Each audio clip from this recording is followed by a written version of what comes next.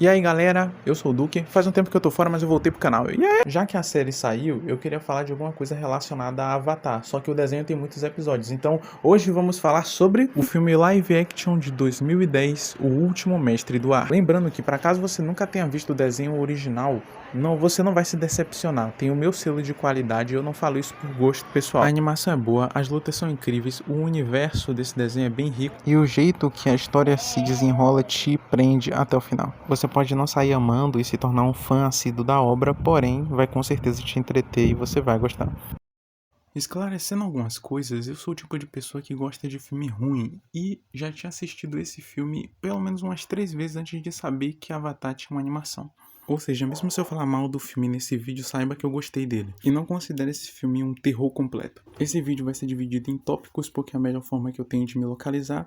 Dito isso, vamos nessa. Mudança étnica. Para quem não sabe, a etnia predominante no universo de Avatar é asiática. Isso é perceptível levando em conta os traços faciais da Nação da Terra, a arquitetura da Nação do Fogo e o fato dos nômades do ar serem praticamente budistas, que é uma religião bem difundida na Ásia em geral. E a única nação que foge desse padrão é a da tribo da água, que é baseada em uma tribo que existe na vida real chamado Inuits. Essa falta de diversidade étnica acontece porque os autores do desenho são grandes estudiosos das guerras e conflitos que aconteceram na Ásia há muito tempo atrás. E esses conhecimentos foram essenciais para criar a história do desenho.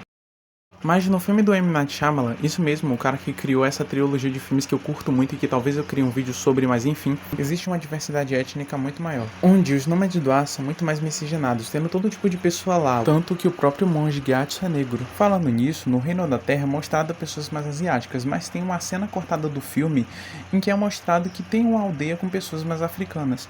O pessoal da tribo da água foi o que ficou mais fiel ao do desenho, e mesmo que o Sokka e a Katara não pareçam com o pessoal da tribo dos Inuits, eles parecem com pessoas que moram em regiões mais frias, como por exemplo os russos. As mudanças étnicas não me incomodaram, muito pelo contrário, me agradaram bastante. Até porque desde a época do primeiro Avatar, o One, quando as pessoas ganharam as habilidades de dominar os elementos, as nações se dividiram e foram para locais cujos seus elementos tinham mais vantagem. Por exemplo, a Nação do Fogo foi para um local mais quente, a Nação da Terra foi para um local mais rochoso, o pessoal da tribo da água foi para o Polo Sul e para o Polo Norte, onde tem gelo e água em abundância, e os nômades do ar foram para as montanhas, onde deve ter uma circulação de ar muito boa. É normal que a etnia de cada nação seja diferente, já que eles moram há milhares de anos em regiões cujo clima e o ambiente são completamente diferentes. E o que mais deixou as pessoas estranhadas foi o fato de que a Nação do Fogo é inteiramente indiana. Engraçado é que existe uma explicação para isso. O ator que faz o Zuko numa entrevista fala que quando foi escalado para fazer o personagem,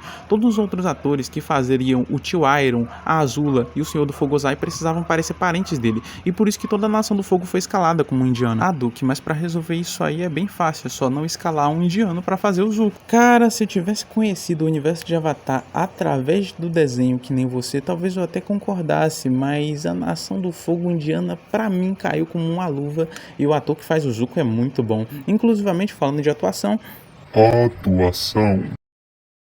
normalmente quando eu tô assistindo um filme eu nem reparo muito em atuação, mas vou fazer um esforço aqui, né? Levando em conta os figurantes, as atuações no geral do filme são bem medianas. O ator do Zuko foi o único que eu gostei. A Azula me deixou curioso. O Senhor do Fogo Ozai é uma incógnita esse cara pra mim, eu não entendi o que esse cara tá sentindo durante o filme inteiro. A Princesa Yue, vai. O General Zhao, ele entrega as cenas que ele tem que entregar. O Tio Iron não é um personagem que exige muito de atuação, então não sei se esse cara tá indo bem ou mal, mas essa cena aqui foi muito boa. O que mais pecou pra mim foi o trio principal, né? O Sokka, Katara e Aang, sei que são crianças, mas o diretor também não ajudou, né? Pontuando uma coisa específica, tem um momento do filme que o Sokka, a Katara e o Aang estão conversando e a câmera foca muito na cara deles e rola um show de atuações tão ruim que eu fiquei impressionado daquilo não ter sido retirado do filme. Pô, era só filmar os personagens andando pelo ambiente de perfil ou de costa que a cena ficava tipo umas 30 vezes melhor. Em relação ao ator que faz o Aang, ele consegue me passar as cenas de felicidade muito bem, mas quando ele tenta expressar emoções mais sérias como tristeza, frustração e raiva, gera cenas muito estranhas. Duque, mas no desenho, o Aang ele é positivo e alegre, então esse ator conseguiu sair bem, né? O problema é que nesse filme o Aang é sério e negativo praticamente o tempo inteiro, é como se tivesse escolhido o ator certo e mandaram ele atuar da forma errada. Pronúncia dos nomes. Como vocês devem ter percebido, a pronúncia dos nomes dos personagens no filme é diferente do desenho. O Shyamalan diz que na Ásia, o nome dos personagens é pronunciado da forma que é mostrado no filme, é por isso que ele fez isso. Mas a maioria das pessoas, tanto na América, tanto no Brasil, tanto de outras regiões, não estão acostumadas com essa pronúncia. E a pronúncia dos nomes dos personagens iria ser da mesma forma que os asiáticos falam a partir do momento que o filme fosse traduzido para eles. Então, mesmo que isso não tenha me incomodado, para mim não fez muito sentido. Vibe do filme. Esse filme tem uma vibe muito teatral e de conto infantil. O jeito meio onírico que o mundo espiritual é representado. As coreografias super complexas para dominar um elemento. A falta de desenvolvimento dos personagens mesclado com a caricatura que fazem deles. De tipo, o Aang é o herói, o Zuko é o anti-herói, o Sokka e a Katara são os amigos do anti-herói, o tio Iron é o sábio. É tudo bem direto nesse filme. Eu acho que a cena que mais me passou essa vibe de teatro, de conto infantil, foi quando o Zuko e o tio Iron estavam em uma espécie de restaurante ou taberna e o Zuko chama uma criança e pergunta pra ela a história do filho do fogo, né, do príncipe e tal. E a criança começa a narrar a história como se fosse uma lenda local. E a narração da Katara expressa muito bem esse lance de parecer um conto infantil mesmo, né? De alguém tá contando essa história pra você. E tem momentos no filme que eles tentam replicar cenas que acontecem no desenho. E ao tentar fazer isso, a vibe de conto e de lenda do filme é jogada de lado. E isso acaba dando uma impressão de que o filme tá querendo parecer com um desenho e fracassando. Sendo que no todo, o filme não tá fazendo isso. Na verdade, ele tá querendo contar uma história sobre redenção dos erros e aceitação do próprio destino. No final do filme, o Aang aceita que os nômades do ar foram exterminados porque ele fugiu, então ele se redime enfrentando a Nação do Fogo, e a mesma reverência que ele ia fazer para os nômades do ar antes de fugir, ele agora faz para uma grande multidão. A princesa Yue entrega sua vida para quem deu a vida a ela, e o Zuko rejeita lutar contra o General Zhao e escolhe o caminho do tio. E o General Zhao, ao invés de aceitar que perdeu e fugir, ele ataca pelas costas o Zuko e o tio Iron. Já que de forma covarde agiu, de forma covarde também foi a conclusão da sua história, sendo atacado por 4 dobradores de água e mandado de arrasta para cima sem nenhuma chance de reação. E mesmo que a narração da Katara em certos momentos pareça estranha, boa parte do tempo ela é bem funcional. Tiveram pessoas que disseram que essa foi a pior característica do filme para elas. Para mim, a pior característica do filme foi a atuação, e a narração da Katara para mim foi de boa. Dobra dos elementos. Como eu tinha dito antes, uma das coisas que traz esse aspecto teatral pro filme é justamente os múltiplos movimentos que são feitos para dominar um elemento, porque lembra uma dança e traz aquele aspecto da expressão, do movimento e tal, mas a dobra em si do elemento é uma coisa que pessoalmente não me agradou tanto. Digo isso porque na animação movimentos simples de mão já eram mais que o suficiente para gerar bolas de fogo, chicotes d'água, rajadas extraordinárias de vento e soltar pedras meteóricas nos seus adversários. No resumo, os dobradores são quase como se fossem semideuses. A gente entende instantaneamente que se você não tiver preparo em anti-bloqueamento ou alguma arte marcial forte ou uma arma poderosa, você não tem chances de lutar contra um dobrador. Enquanto nesse filme é necessário fazer um conjunto inteiro de movimentos para soltar uma simples bola de fogo. Oxente, mas você não gosta do filme, Duque? Sim, mas olhe bem. As 2 primeiras vezes que eu assisti esse filme quando eu era pequeno, eu não notei nada de errado com a dobra dos elementos, mas da terceira vez me surgiu o seguinte pensamento: se alguém atacar um dobrador antes dele completar o movimento para dobrar o elemento, a dobra é anulada, possibilitando que ele possa ser derrotado? E esse pensamento me surgiu quando eu ainda era pequeno e nem tinha visto a animação ainda. Isso até que é bem peculiar, porque tem momentos no filme que a dobra até que acontece rápido. Por exemplo, quando o Aang tá acabando com os guardas da Nação do Fogo na tribo da água. Ou nessa cena do Zuko lutando contra a Katara. Também nesse início do filme tem um cara que dá um chute giratório dominando uma bola de fogo. Ou essa cena aqui no Reino da Terra. Eu não entendo porque o filme todo não se manteve assim. Olha só pra essa cena, o cara tá dançando na frente do Aang esperando ele completar um movimento pra dominar o ar. Mesmo assim, o filme ainda assim tem cenas boas de dobra, mesmo que a maioria delas não seja tão decente. Ah, e detalhe, nesse filme, os dobradores de fogo precisam de uma fonte para dominar a chama, enquanto na animação eles conseguem gerar o fogo do nada. E pelo que eu pesquisei, a explicação para isso é, segundo o tio Iron e o Attila, através do fôlego, um dominador de fogo pode controlar o calor do seu corpo para aquecer o ar dentro dos seus pulmões. E isso gera ar ionizado elétrico, que quando é manipulado até suas mãos e disparado, acaba aquecendo o ar e gerando fogo. E daí pra frente só é manipular o fogo que foi gerado. No filme é explicado que sem o cometa de Souzen, apenas dominadores de fogo habilidosos podem gerar fogo do nada, enquanto no cometa de Souzen todos podem fazer isso. No canal Mundo Avatar, Cibele Lobo fala o fato dos dominadores de fogo não poderem produzir o seu próprio fogo, mas sim dominar um fogo de alguma fonte próxima. Isso também foi uma sugestão assim brilhante do Mike e do Brian, que disseram se arrepender por não ter feito dessa forma no desenho.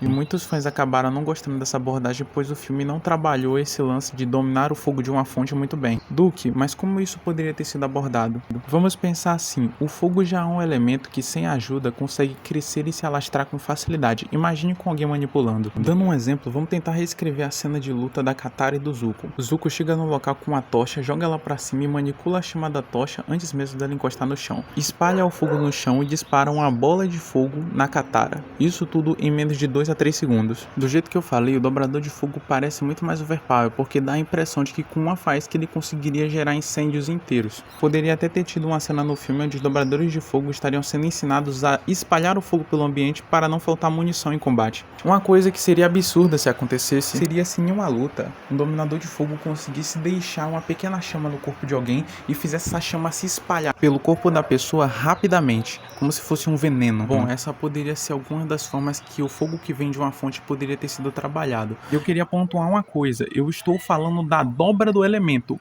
pois a coreografia que é feita para dominar o elemento para mim está boa e a edição do filme também está ótima. Inclusivamente falando de edição do filme. Bom, assim como na atuação, eu não preciso de efeitos especiais de nível Marvel e DC para gostar da edição e dos efeitos especiais de um filme. Só para vocês terem noção, mesmo que eu não goste muito do filme de Death Note, os efeitos especiais do Yuki para mim estão bons. Isso também vale para a série de Yu Yu Hakusho também da Netflix, e tem alguns efeitos especiais de filmes antigos que eu gosto. E eu só tô falando isso para vocês terem noção de que eu sou uma pessoa que não exige muito quando se trata de efeito especial. Dito isso, todos os efeitos especiais do filme para mim estão ótimos. A dobra dos elementos, o mundo espiritual, aquele dragão que aparece também, a ambientação do filme tá tudo sensacional. Adaptações. Eu achei muito irado o que fizeram com a tatuagem do Aang, deixando ela bem mais complexa, tirando o tom azulado, colocando um monte de símbolo. Pra mim trouxe muito mais peso e eu queria que se mantesse na série, mas não rolou, então fazer o quê? Ah, Duque, mas eles misturaram a tatuagem do filme e do desenho pra criar a tatuagem da série. Sim, gente, mas nem dá pra ver os detalhes da tatuagem direito. Parece uma acetona azul, sei lá, acho que não ficou muito legal. Em relação ao bumerangue do sol que eu gostei, ele foi adaptado para parecer um bumerangue de caça indígena, ele tem até uns símbolos e tal. Ah, mas é feito de madeira, qualquer coisinha pode quebrar. Tinha mesmo é que ser feito de ferro. Eu não vou nem dizer que não voaria se fosse feito de ferro, porque se o bumerangue do sol que é normal voa, porque esse não voaria, né? Mas ainda assim não foi algo que me doeu os olhos. Falando um pouco do espírito azul, colocaram cabelo nele, ele ficou bem mais macabro, e levando em conta que o tom do filme é um pouco mais sério e demônios e espíritos japoneses têm uma aparência semelhante, eu entendo a escolha de design e pra mim caiu como uma luva. Falando um pouco do Appa e do Momo, eu gostei, teve gente que achou estranho, eu entendo, não julgo, mas convenhamos que tudo que é em desenho fica mais bonitinho e quando é transferido pra vida real fica mais embaçado, tipo... Qual é a lógica do Momo ser bonito? Ele é baseado num lemur e em um morcego. Falando um pouco do figurino, eles trouxeram uma coisa mais realista, mas que lembrasse as roupas do desenho. Então eu gostei também. Ah, Duque, mas você gostou de tudo. É, gente, mas é que em relação a isso eu realmente não tenho o que reclamar. Pra mim tá bom. Ah, eu queria falar uma coisa sobre a série. Eu não tenho intenção de fazer vídeo sobre. Eu gostei muito da série, ela tá muito boa. Eu espero que tenha a segunda temporada, mas eu não vou fazer vídeo sobre. Mas enfim, teve gente que falou que a série tá com um clima de cosplay. E eu não sei dizer se isso é uma coisa negativa ou positiva, até porque pra mim o figurino da série tá bom, os efeitos especiais tá bom, a atuação tá boa. O único, entre aspas, cosplay que tá ruim pra mim seria da Princesa Yue, mas né, vamos relevar. Final do filme. Está incrível, a coreografia do Aang com a transformação dele, e quando a gente lembra que o dragão, que era pra ser o Avatar Roku, falou pro Aang pra ele mostrar a verdadeira força da água, levando em conta que um dos fenômenos aquáticos mais destrutivos que a gente conhece é justamente o tsunami, ver o Aang invocando isso e mostrar a visão da câmera de um dominador de fogo pra gente ver o tsunami de baixo pra cima, dá uma sensação de imponência que a gente entende instantaneamente que a Nação do Fogo já era. Eu pessoalmente preferi essa cena do filme do que o que acontece no desenho. Eu só não entendi o motivo do porquê no final do filme os soldados da Nação do Fogo que estavam dentro das muralhas de gelo da tribo da água e tal, começam a se ajoelhar para reverenciar o Aang. Teorizando, provavelmente deve ser por medo, por respeito ou admiração. Afinal de contas, a Nação do Fogo tem alguma pira com poder e força, né? Mas enfim. Detalhe, eu vou sumir do canal por mais ou menos 1 ano, então não me esperem, né? Mas enfim, né? O vídeo vai ficar por aqui. Eu espero que vocês tenham um bom dia. Para caso a gente não se veja de novo, uma boa tarde e uma boa noite. Sucesso para todo mundo e tchau.